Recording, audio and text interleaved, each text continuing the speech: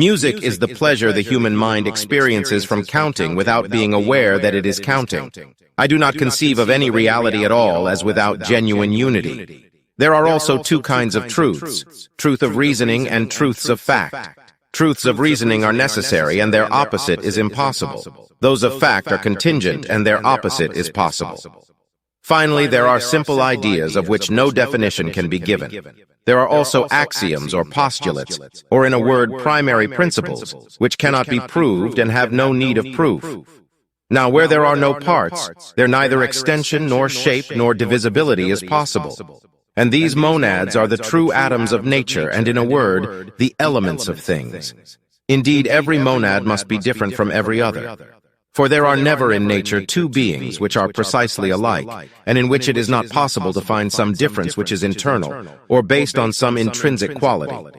Whence it follows that God is absolutely perfect, since perfection is nothing but magnitude of positive reality, in the strict sense, setting aside the limits or bounds in things which are limited. The ultimate reason of things must lie in a necessary substance, in which the differentiation of the changes only exists eminently as in their source, and this is what we call God. I hold that the mark of a genuine idea is that its possibility can be proved, either a priori by conceiving its cause or reason, or a posteriori when experience teaches us that it is in fact in nature. It can have its effect only through the intervention of God, inasmuch as in the ideas of God, a monad rightly demands that God, in regulating the rest from the beginning of things, should have regard to itself. But in simple substances, the influence of one monad over another is ideal only. I maintain also that substances, whether material or immaterial, cannot be conceived in their bare essence without any activity, activity being of the essence of substance in general. I also take it as granted that every created thing, and consequently the created monad also, is subject to change, and indeed that this change is continual in each one. Men act like brutes insofar as the sequences of their perceptions arise through the principle of memory only, like those empirical physicians who have mere practice without theory. Everything that is possible demands to exist. For since it is impossible for a created monad to have a physical influence on the inner nature of another, this is the only way in which one can be dependent on another.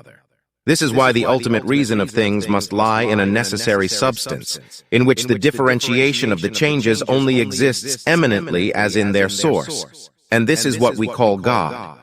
It follows from what we have just said that the natural changes of monads come from an internal principle, since an external cause would be unable to influence their inner being.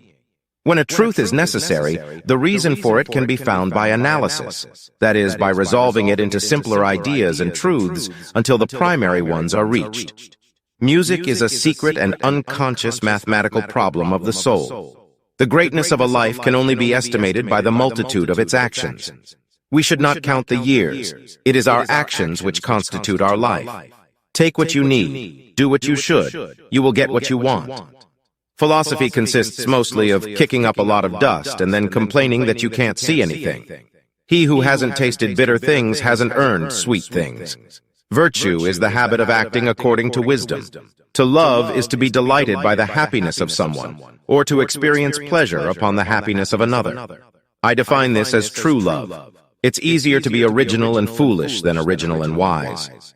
The world is not a machine. Everything in it is force, life, thought. I do not believe that a world without evil, preferable in order to ours, is possible. Otherwise, it would have been preferred. It is necessary to believe that the mixture of evil has produced the greatest possible good. Otherwise, the evil would not have been permitted. The combination of all the tendencies to the good has produced the best. But as there are goods that are incompatible together, this combination and this result can introduce the destruction of some good, and as a result, some evil.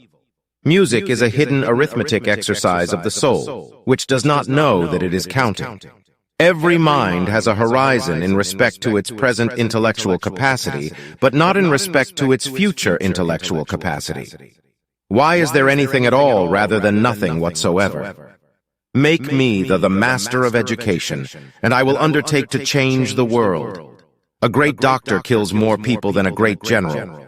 We live in the best of all possible worlds. Nothing is accomplished all at once, and it is one of my great maxims, and one of the most completely verified, that nature makes no leaps, a maxim which I have called the law of continuity.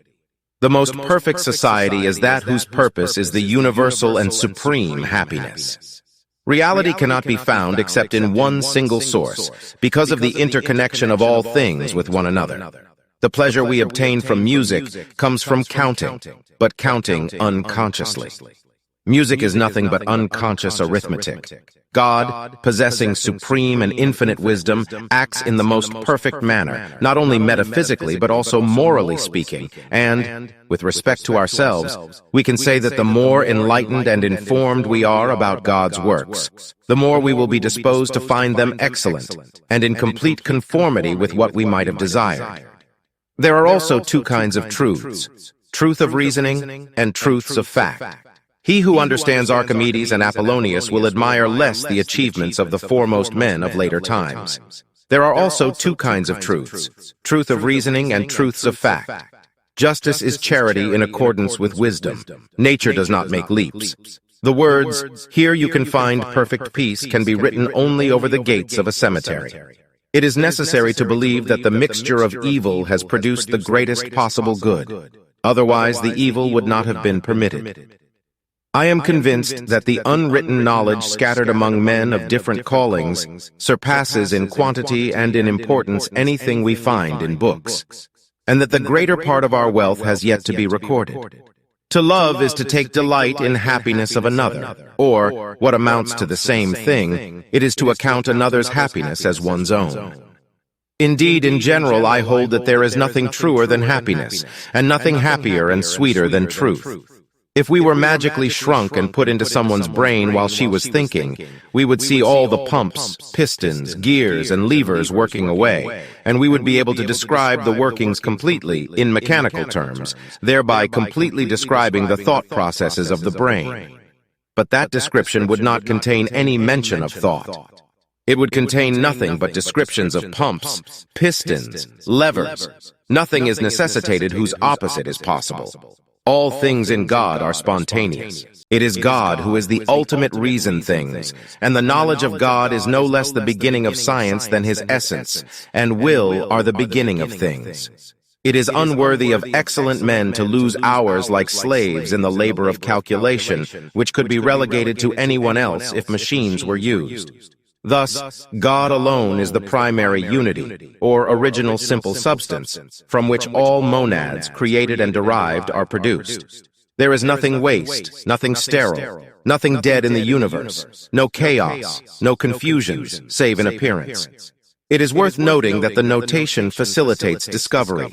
This, in a most wonderful way, reduces the mind's labor. Every present state of a simple substance is the natural consequence of its preceding state, in such a way that its present is big with its future. The present is big with the future might be read in the past, the distant is expressed in the near. Imaginary numbers are a fine and wonderful refuge of the divine spirit, almost an amphibian between being and non-being. There are also two kinds of truths, those of reasoning and those of fact. Truths of reasoning are necessary, and their opposite is impossible, and those of fact are contingent, and their opposite is possible. When a truth is necessary, its reason can be found by analysis, resolving it into more simple ideas and truths until we reach those which are primitive. Each portion of matter may be conceived of as a garden full of plants, and as a pond full of fishes. But each branch of the plant, each member of the animal, each drop of its humors, is also such a garden or such a pond. Now, as there is an infinity of possible universes in the ideas of God, and as only one of them can exist, there must be a sufficient reason for God's choice, which determines him toward one rather than another. And this reason can be found only in the fitness, or the degrees of perfection, that these worlds contain, since each possible thing has the right to claim existence in proportion to the perfection it involves. Taking mathematics from the beginning of the world to the time when Newton lived, what he had done was much the better half. It is a good thing to proceed in order and to establish propositions. This is the way to gain ground and to progress with certainty. I do not conceive of any reality at all as without genuine unity. The present is great with the future. There is nothing without reason. Our reasonings are grounded upon two great principles, that of contradiction, in virtue of which we judge false that which involves a contradiction, and true that which is opposed or contradictory to the false.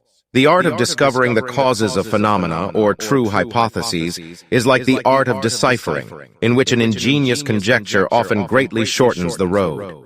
Men act like brutes insofar as the sequences of their perceptions arise through the principle of memory only, like those empirical physicians who have mere practice without theory.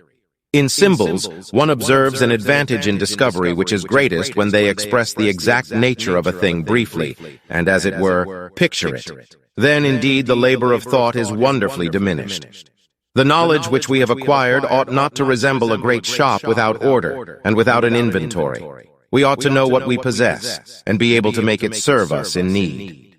Now this connection or adaptation of all created things with each, and of each with all the rest, means that each simple substance has relations which express all the others, and that consequently it is a perpetual living mirror of the universe. We may say that not only the soul, the mirror of an indestructible universe, is indestructible, but also the animal itself is, although its mechanism is frequently destroyed in parts. There is a certain destiny of everything, regulated by the foreknowledge and providence of God in His works. Therefore, I have attacked the problem of the catenary, which I had hitherto not attempted, and with my key, the differential calculus, happily opened its secret. Either there are no corporeal substances, and bodies are merely phenomena which are true or consistent with each other, such as a rainbow or a perfectly coherent dream, or there is in all corporeal substances something analogous to the soul. According to their Newton and his followers' doctrine, God Almighty wants to wind up His watch from time to time, otherwise it would cease to move. He had not, it seems, sufficient foresight to make it a perpetual motion. Nay, the machine of God's making, so imperfect, according to these gentlemen, that He is obliged to clean it now and then by an extraordinary concourse, and even to mend it, as clockmaker mends his work. I hold that it is only when we can prove everything we assert that we understand perfectly the thing under consideration. There never is absolute birth, nor complete death, in the strict sense, consisting in the separation of the soul from the body. What we call births are developments and growths, while what we call deaths are envelopments and diminutions. I agree with you that it is important to examine our presuppositions thoroughly and once for all, in order to establish something solid. For I hold that it is only when we can prove all that we bring forward that we perfectly understand the thing under consideration. I know that the common herd takes little pleasure in these researches, but I know also that the common herd take little pains thoroughly to understand things.